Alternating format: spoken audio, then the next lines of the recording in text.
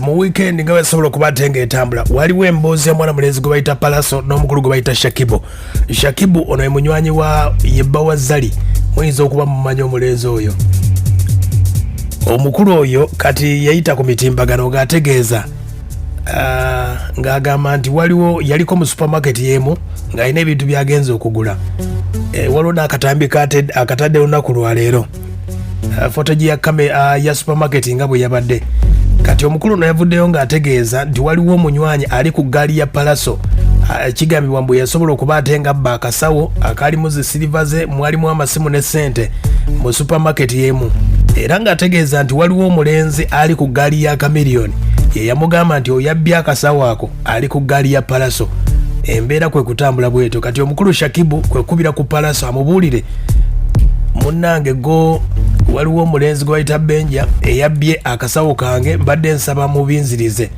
Pallaso n'agamba ebyo sibimanyiiko wadde n'akamu naye nga mu kusookera ddala amawulire gaali gagamba abaagatambuza obubi bagamba nti Pallaso ate akubye siliva za Shakib n'akasente za iPhone zonna naye nga yali mwana ali ku ggaali ya Pallaso wabula omukulu Pallaso ye okusinziira mu katambi akasobodde okuba ate nga Shakib akafulumya yagambye nti ye tamumanyiiko wadde omulenzi ono tumufunyeeko naye ng'ayogera ku mbeera eno n'agamba naye tabimanyiiko wadde n'akamu naye nga emboozi Shakib ng'akubira ku Pallaso okumugamba mutabani wo yanzibye siliva nanziba amasimu n'ebyange byonna omukulu gyebaleko kale brother gyebaleko kale oyogera nange Shakib nfunyemu obuzibu mbadde nina wendi nga n'ebintu byengula mu supermarket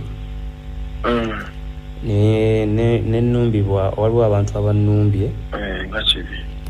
ne batwala bantwalako batutte ensawo yange mbadde ninamu essimu zange 2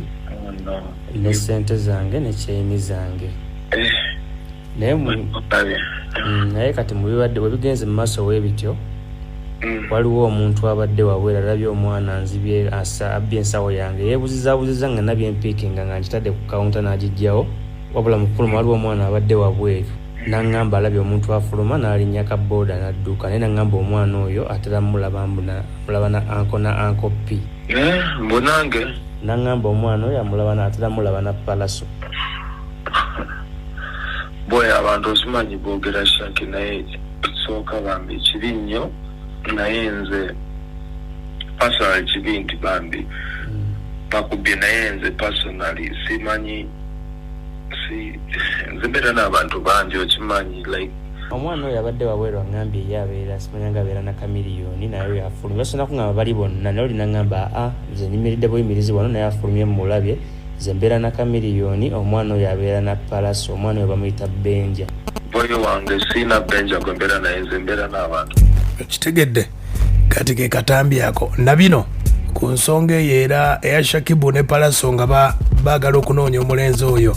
agambibwa okuba ate nga yali badde ku ggaali ya Pallaso eyabbye bino era kyendi mugezaako okulaba nga nfuna footage w'ekifo ngezeeko okulaba nga mbikulaga maybe osobola okunnyamba kuba omwana sina kintu kyengenda mwagaza abula just kyanziriza ebintu byange kituufu nange ekyo kiwagira muganda wange era kyannaku nnyo nti naye kansabe era alemena kuba muntu omukunze kubanga boy sikirizaganya nakyo naye kyomonyamba kuba kati badde bakwadde ekyo ekifaananyi baŋŋambye ngenda kuddayo enkya ku makya kuba mbaddewo for some time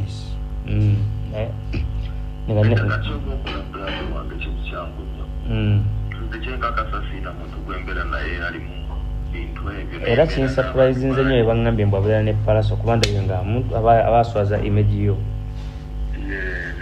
naye kyengenda okukola nga sinaba kwogera nnyo kingenda kunoonya ngenda kubuuza ono omwana wampadde ennamba y'omwana aŋŋambye nti abeera naawe kuba naye aŋŋambye agenda kunoonyeza ekifaananyi kye ngenda mukuddamu mu contacting ndaba balina waatuuse kuba mubuuza oba mumanyi ku social media oba wa naŋŋamba agenda gezaako amunoonyeze then ngezeeko n'okukolagana n'abaana abagundi aba petrol station wembadde banfunire footage oyo mbe nga ngenda kumukulaga omuntu oyo muganda wange mumperezeeko nze okimanyi nti naite oliko yona ndiwiringi kyonna ekiba kikuyamba naye nze personally siina muntu gwembeera naye mboba mukwano gwange oba kimu gaalimu engeri bwekyo abantu abamu basanga busanzi nga bwe mba nzunze nti ngenze kukola oba ti abantu batwegattako layini neziwera naye bwe mba nsobola okuyamba mpeereza ekifaananyi nenga mu bantu bange ate ekisooka siinamu benja gwe mmanyiza abantu benjolinga nabo batugambye erinnya lya Benja Uncle P omwana batugambye omwana erinnya lye ye Benja omwana tufulumyewo omwana atugambye mbu yamanyi abeera ne Chameleone era avuga sitayiti ya Chameleone natuwa n'ennamba ye natugamba omwana atubye amannya ge bamuyita Benja abeera na Uncle P ekitegeera aya basi kati ye yabadde jagaganya wamu Shakibu ne Pallaso ne yeegaana omulenzi oyo ne omulenzi oyo yagamba yabaddeko ku gali yaliko mukwano gwa Chameleone ne Pallaso ne woba omulabye omulenzi oyo afaanana ddala Pallaso era kigambibwa nti omulenzi ono n'ebivulu ebimu waliwo gye baali bamutwala ng'akubanga Pallaso era woba omulabye haiti yonna n'enviri engeri gye yazisalamu kati omukulu ono ye naye asobodde okuba ate ng'abyegaanye gwe bagambye mu katambi gwe bagamba nti ye Benja ye abyegaanye bw'ati ebyogamba nti oba twabbya amasimu biki ebyo sina kyembimanyiiko kyenyinza okugamba era bade njala namukubirako nengamba akansooke mulekemukko ebintu sobola kumala gabipapira bwentyo ng'olina osooka okulaba ate kati nze si ebintu byange ebyo nze mbeera mu bizinesi mba nkola mirimu gyange emirala mubuuza ngamba nti bino wabadde wabirabye ne mugamba nti sinababiraba nenkebera vidiyo nenda ebintu byeboogera nga si birungi nga n'omuntu omulala waba kiwulidde matu ge kuddamu kwesiga ate nina emirimu gye nkola nina abantu abanteekamu obwesigwa bungi so bwe bawulira nga ate nzize mu bino manyi kiba kigenda kunzitira ki erinnya emirimu gye nkola nkwatagana n'abantu bangi nnyo obwesigwa bwe banteekamu bungi basi ye mukulu oyo bamuyita Benja oba ogoberedde endongo eggwanga Uganda oba omanyi ekigambo kye bayita pimp kati omukulu ono gwe mulimu gwakola abeera bulooka oyinza okinoonyerezaako ye gwe mulimu gwakola wabula bamutaddeko bino bayinza okuba nti yagamba tabimanyiiko wadde n'akamu omukulu ono Benja sijja kumwegaana ye yagambye nti tamanyi nali ntambula nnyo ne Chameleone naye Uncle P nali sitambula naye nnyo naye ng'amanyi kale tubadde twogera ne ku simu lwakubanga nti nze mbeera wala ne waali so ate naye abeera bize nange mbeera bize naye nga tubeera mu mirimu emirala nga si bino bye boogerako so badde nnyo ne Chameleone nnyo singa Uncle P nyiza okugamba okujjako waliwo abaamugambanga nti nze ngenda n'enkola shows omufuna bulungi nti ngenda n'enkola shows eyo mu byalo biki teyanze ebintu by'okuyimba si byendiko nnyo kitegedde omukulu ategeezezza nti omukulu Shakibu waba alese footage yenna aleeta akakasa nti bamukwate naye